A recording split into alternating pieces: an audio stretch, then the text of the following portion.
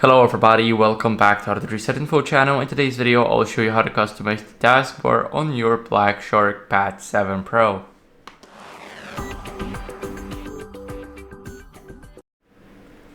So first, what you guys want to do is go over and if you want to pin or disable apps from showing on your taskbar right at the bottom, you can easily remove them by holding them and swiping them to the main screen.